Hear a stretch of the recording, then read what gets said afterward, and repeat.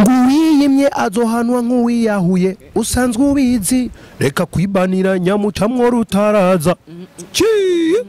basi VICHOU hagize imisi hasohoka indirimbo zitandukanye z'abaririmbyi wanashima n'abamaze nkuko bakunda kuvyita ngo kwandika amazina nkuko benshi bakunda kubivuga ugasanga hariho ubutumwa benshi bavuga ati ubutumwa ntibwari bukwiye kuja mu ndirimbo ni VICHOU muri rusange ubutumwa budakwiye kuja mu ndirimbo n'ubutumwa bumeze gute Jenny baza ko ubutumwa bwose indirimbo yitwa indirimbo iyo umuntu yagiye muri studio ariko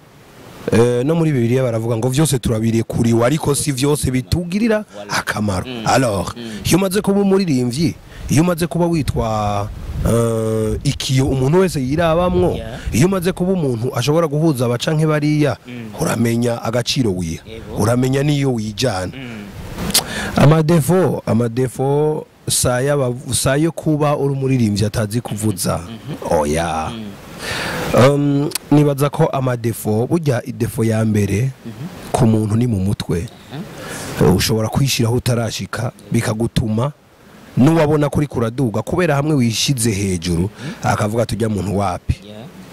ni nkuko kandi ushobora kuba wimanuye cyane hariho uwari karavuga ati apana ujya muntu ageze kure ukaza gusanga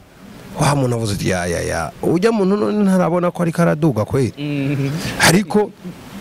vyose rero bihagararira ahantu nka ni twebwe abaririmbyi twakagombye gukora cyane kugira ngo twemeze abacanke bariya ko bishoboka ko umuziki ugomba kugira icumaze ikindi naco n'abantu b'abarundi aba bantu bacu bafise amafaranga bataratahura sokese la musique ku muziki ushobora gutungisha ujya mu commerçant gusumba bimwe adandaza ariko bisaba umwanya bigasaba igihe kirekire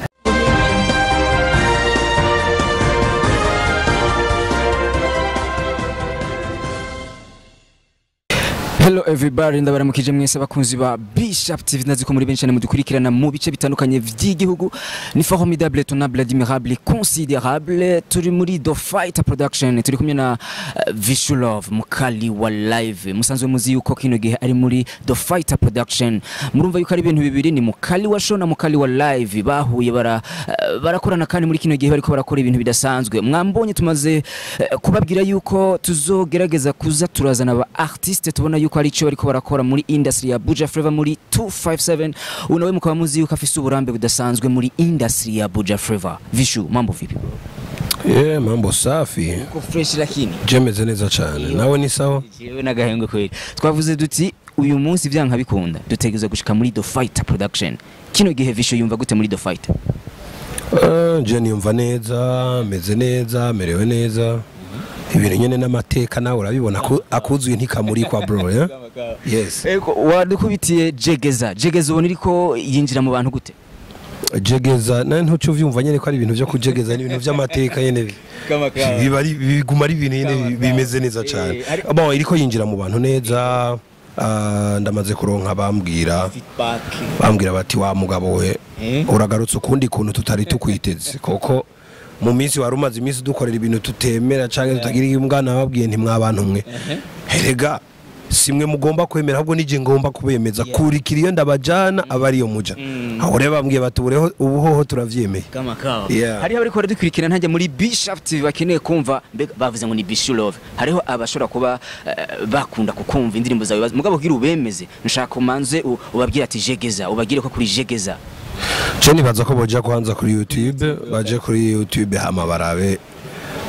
VICHOU Love kuri YouTube bahasanga jegeza barahasanga Who Can Love Me barahasanga n'izindi ndirimbo nyinshi baraza no kuhasanga kandi n'ibikorwa byinshi vya VICHOU nk'ama concert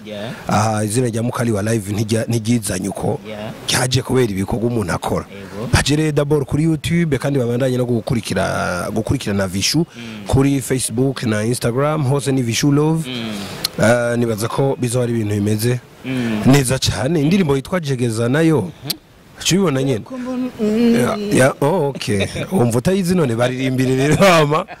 oye bakiriye kumva zari ijwi wawe je urumva bavuga ati kwere kuri kura muririmba twende kazi nguriyimye azohanwa nk'uwiyahuye usanzwe ubizi reka kwibanira nyamucamwo rutaraza basi atari sana kubitera kuri YouTube yiwe yamaze kubatumira kugira ngo mushobore kwinjira ko neza murabe iyo ndirimbo jegeza n'izindi ndirimbo zose n'ibindi bikorwa asanzwe afise akantu nagira mpereko ni VICHOU Love imbere yuko aza muri The Fighter Production yarasanzwe ari kumwe na nyakwigendera Bobo Peace twabuze tutanka ni VICHOU abona yuko absence ya Bobo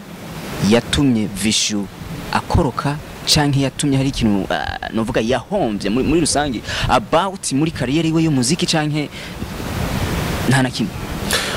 nibaza ko VICHOU ntiyaje muri The Fighter Bosco yitavye Imana VICHOU na Bosco baratanguye muri The Fighter bose babiri kosa abantu ntibigeze babiha valeur canke agaciro ariko twebwe turazi ico twariko turarondera muri The Fighter Production kandi ujye umuhisi yitavye Imana haheze umwaka urenga turi muri The Fighter Production twese turi kumwe hama Imana ikora ivyayo iramutwara imaze kumutwara urabona Imana ikoze ibintu ibizi nibizokurikira yarahaye inguvu VICHOU arabandanya araririmba album arayisohora ya mbere ya kabiri yagomvye gusohoka ntivyakunda kubera ibihe vya covid nibiki indirimbo nyinshi VICHOU aguma sohora urumva ko nyene Imana yakoze ivyayo VICHOU ntigeze aja hasi nubwo hari habagomvye kubikorerako ariko Imana nyene yavuze iti mwabantu mwe umungu wanje mu mureka arabandanya tu reka tuje muri rusange muziki w'u Burundi muziki wa Buja Flavour ni VICHOU abona ku rugero rwa muziki w'u Burundi je navuga ko kuvyukuri turacafisa akazi kenshi ko gukora hari abavuga ngo abaririmbyi tiko turakora ariko jewe c'est vrai gukora gatoya cyane ariko turacafise vyinshi vyo gukora naho rero turashika mu muziki w'u Burundi je sinzoza kubesha abantu naho turashika ariko vyaboneka ko mengo hari ishaka rya bamwe ariko iryo shaka rikaburizwamwo n'abandi abacanke bariya ukaza kwisanga ariko abaririmbyi basa nk'abafise inguvu nubwo hariho bamwe izo nguvu bazitwaramwo ukundi kuntu ugasanga ntibiriko birerera abo nyene baririmbyi cyangwa ugasanga kandi ntibariko barabivyaza umusaruro nkuko vyakagombye kugenda yes umuziki rero wa Bujumbura nta hantu novuga ngo uramaze gushika ariko nitwakora dushize inguvu hamwe cyose bizoshoboka aho nyine niho nagomba guhagarikira amadefo we kubwa ubona ati nkajiwe nk'umuririmbyi urakora live music usanzwe uririmba live uri umuririmbyi nyine bushitse kuko ndazi ko hariho instruments zitari nke uzi kuvuza muri rusange hariho rero abadukurikirana usanga aba artiste baje muri studio gusaba sora indirimbo ariko gusanga nta pianazi nta gitarazi umushize kuri live na ma contrata wowe uri umunyamuziki akwije condition muri rusange ari abakeneye kumenya hajya amadefo na muziki w'u Burundi naya amadefo sayo kuba uri umuririmbyi atazi kuvuza oya nibaza ko amadefo burya idefo ya mbere ku muntu ni mu mutwe ushobora kwishiraho utarashika bikagutuma nuwabona kuri kuraduga kubera hamwe wishize hejuru akavuga tujya muntu wapi ni nkuko kandi ushobora kuba wimanuye cyane hariho ari karavuga ati apana ujya muntu ageze kure ukaza gusanga wa muntu avuze ati ya ujya muntu ntarabona ko ari karaduga kweli ariko vyose rero bihagararira ahantu nka ni twebwe abaririmbyi twakagombye gukora cyane kugira ngo twemeze abacanke bariya ko bishoboka ko umuziki ugomba kugira icumaze ikindi naco nabantu b'abarundi aba bantu bacu bafise amafaranga bataratahura sokese la musique ku muziki ushobora gutungisha ujya mu commerçant gusumba bimwe adandaza ariko bisaba umwanya bigasaba igihe kirekire yes nivisha avuga ati amakampuni yo mu Burundi ntari karagerageza ku investiza mu muziki w'u Burundi ati nivyo biri muri defo ziriko ziragaragara hano mu gihugu cyacu Burundi yatugiye mu makampuni ho barasinziriye cyane kuko sintahura ukuntu we ntiwombwira ukuntu mu Burundi ku baririmbyi tuzi bahari hoba habuze basi umuririmbyi ameze nk'aba bandi baririmbyi bari hejuru tuguma tubona baza mu gihugu cy'u Burundi bakayora amafaranga bimwe baririmbyi bidoga ngo bahawe ngo abaririmbyi bo hanze ngo babahaye amadolari kandi mu Burundi buzuye abaririmbyi oya erega si bibiko bayabaha nayandi bazoyabaha nyene mu gihe abantu bacu bafise amafaranga badashaka kuyadushiramwe ngo natwe tuje kuyayora hanze tuyazana nibizoshoboka ko wowe ushobora kubwira umuntu nka Vianney ngo we Vianney ngo gutware mu Rwanda ku Kigongwe ngo Vianney ngira ndagutware muri Tanzania ku Kigongwe no Vianney ni brand uwo muntu afise amafaranga agomba gushiramwo ayo mafaranga akaduza Vichou mu kirere ku buryo abanyamahanga bamubonamwo iyindi shusho akaba ikidandazwa gishobora kugurishwa neza hama rero niho handi uzoza wumva rero Vichou bamuhamagaye hanze agiye kuzana $50,000 $100,000 hariko bikimeze uku abantu badashaka kudushiramwe amafaranga tuzoguma twitemberera hanyene nivyo inguvu zacu turazishiramo bamwe barashiramwe inguvu ariko ugasanga bipfira hehe kuri babantu bafise amafaranga batazi kuvuga bati uyu muntu none ko ndamubona ngaha sino mushiramwe amafaranga akarorero twebwe ibintu vya covid bitaraza barabizi hari abantu bagira amakaraoke ugasanga tous les vendredis samedi bujuja abantu aya makampuni wa muntu none gira ngo ntibabona ko hajya ahantu habahuzuye ugira ngo bababuzuye muri bijya bibanza kubera inzoga ko ahantu hose ushobora kuzisangaho canke inyama ko ahantu hose ushobora kuzisangaho baba bazanywe n'umuziki uwo muziki rero ubazanye aba bantu bacu b'amakampuni aba bantu bacu bafise amafaranga kuko si kampuni zonyene zifise amafaranga hariho n'abantu ku giti cabo baba bafise amafaranga mugabo batumva ko boyashira mu baririmbyi nihagira umunyamahanga aza kubikora ntibaze batangare nibo babaririmbyi ncambwira nti mwabaririmbyi mwe ntihagira uja kwidoga ngo umunyamahanga yaje kurya amafaranga habwo banza mubwire babantu bacu babagwiza tunga bacu bafise amafaranga bayadushiremo natwe tuje hejuru hamatuze kuyazana hanze mwamaze kumva ni Vichou Love mukali wa live asanzwe ari muri The Fighter Production muriko murumva byinshi riko aravuga bibijanye n'umuziki w'u Burundi muri entertainment canke muri 257 reka nje kuraka kantu Vichou hagize imisi hasohoka indirimbo zitandukanye z'abaririmbyi wanashima n'abamaze nkuko bakunda kuvyita ngo kwandika amazina nkuko benshi bakunda kubivuga ugasanga hariho ubutumwa benshi bavuga ati ubutumwa ntibwari bukwiye kuja mu ndirimbo ni Vichou muri rusange ubutumwa budakwiye kuja mu ndirimbo n'ubutumwa bumeze gute Jenny baza ko ntaje gucira urubanza umuntu umwe wese afise uko yabaye afise uko yakuze umwe wese afise vision yiwe je rero ndiraba nka Vichou nkongera nkaraba The Fighter yanje nka lebo ibisigaye ku ruhande je sindaba kuko numva akazi kanje nako gukurikirana ivyo The Fighter canke ivyo uburongozi bwa The Fighter bumbwira hama akaba ari ivyo nkorera ko abo bandi bafise ababo babakoresha canke babatwara bomenya nuko ariko ni Vichou asanzwe ari umuririmbyi nakeneye kumenya ko usanzwe ari umuririmbyi ubutumwa ku bwawe nka Vichou budakwiye kuja mu ndirimbo n'ubutumwa bumeze gute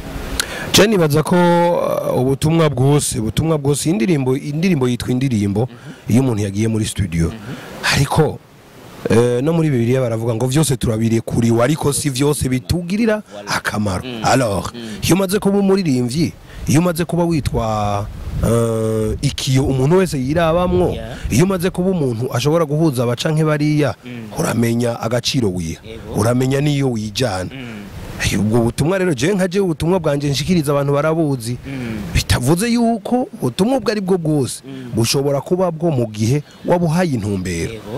kuko rega n'amahoro urashobora kuyaririmba ukayaririmba kutari kugasanga wabivuze kutariko ugasanga uri kucanishamwe abantu nakuvuga rero ikintu cyose no kuraba intumbero wagihaye voilà urakoze cyane reka tuje turashari nyine ku muziki w'Uburundi ko turiko turayagira ko turi kumwe n'umuririmbyi mu artiste amaze gukora ibitari bikano muri Buja Flavour muri 257 muri 257 Vichou hariho ikintu cabaye ryaraho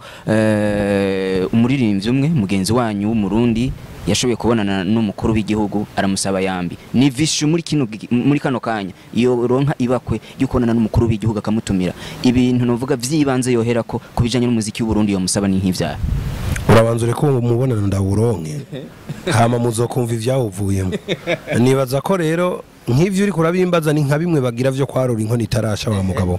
bavyita kujabura reka kujabura rero igihe nohura na president nzi ivyo no mubarira voilà